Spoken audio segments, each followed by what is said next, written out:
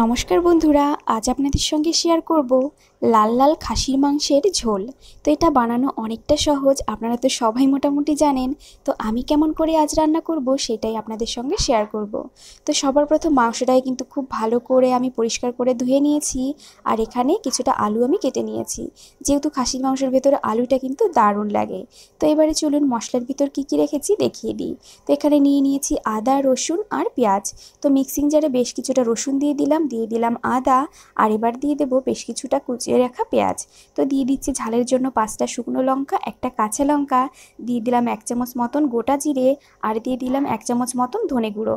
একটুখানি জল দিয়ে এই মশলাটা কিন্তু খুব সুন্দর করে বেটে নিতে হবে। তো মশলার ভেতর মোটামুটি এইসবই আমি রেখেছিলাম। তো দেখুন এখানে মশলাটা বেশ সুন্দর করে বেটে নিয়েছি। তো তারপর কড়াইতে বেশ কিছুটা পরিমাণে সর্ষের তেল আমি গরম করে নেব।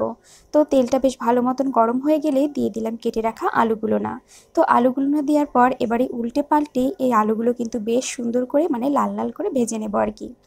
তো আলু দিলে না আমার কাছে যে কোনো মাংসের ভেতরে আলুটা আমি বেশি পছন্দ করি, সেই জন্যই আলু দিচ্ছি। আপনারা যদি আলু পছন্দ না করেন তাহলে বাদ দিয়ে দিতে পারেন। তো আলুগুলো না ভাজা হয়ে গেছে, আলুটাই যে তুলে রাখলাম। তারপর কড়াইতে যে তেল রয়েছে এই তেলের ভিতরে ফোড়নে দিয়ে দিলাম একটা শুকনো লঙ্কা, গোটা গরম মশলা, আর দিয়ে দিলাম কিছুটা গোটা জিরে।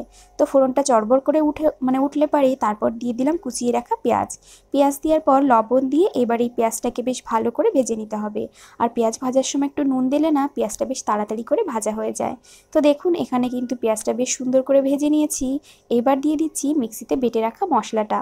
আর এই মশলার ভিতর যেহেতু আমি সমস্ত মশলাই মোটামুটি দিয়ে দিয়েছি, তাই শুধু উপর থেকে দিয়ে দিলাম কিছুটা পরিমাণে হলুদ গুঁড়ো, আর কোনো মশলাই কিন্তু দেওয়া লাগবে না।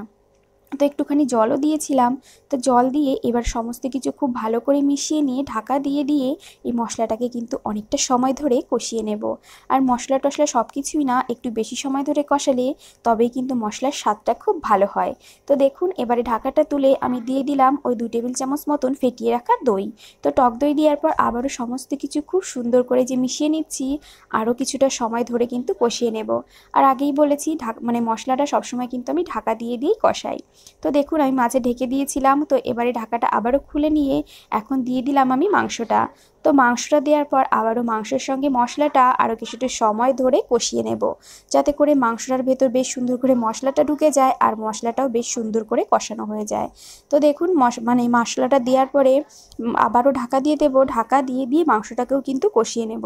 তো ঢাকা দেওয়ার ফলে মাংস থেকে অনেকটা পরিমাণে জল বেরোবে, আর এই পুরো জলটা শুকানো পর্যন্ত খুব সুন্দর করে কিন্তু কষিয়ে নিতে হবে, যতক্ষণে জলটা শুকিয়ে যাচ্ছে।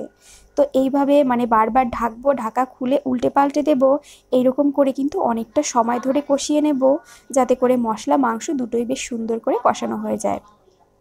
দেখুন এখানে কিন্তু অনেকটা কষানো হয়ে গেছে, কারণ মাংসর থেকে পুরো জলটা শুকিয়ে এবারে কিন্তু তেল বেরোতে শুরু হয়ে গেছে।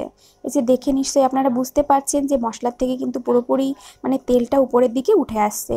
তো এরকম করে ঢাকা দিয়ে মাংসটা রান্না করলে এতে করে মাংসর টেস্টও যেমন খুব ভালো হয়, সেরকম এটা তাড়াতাড়ি করে সিদ্ধও হয়ে যায়।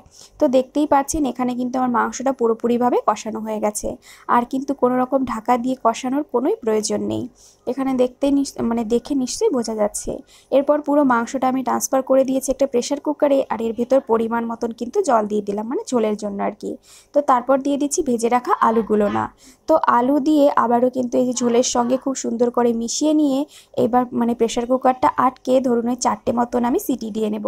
তো 4টে সিটির পর এই যে আমি নামিয়ে নিয়েছি, আর এখানে কিন্তু আমার খাসির মাংসের ঝোল একদম রেডি হয়ে গেছে। তো কালারটা কেমন হয়েছে নিশ্চয়ই দেখে বুঝতে পারছেন, আর টেস্টটা কিন্তু অসাধারণ হয়েছিল। তো রেসিপিটা কেমন লাগলো অবশ্যই কমেন্ট করে জানাবেন, আর ভালো লাগলে একটা লাইক করে দেবেন।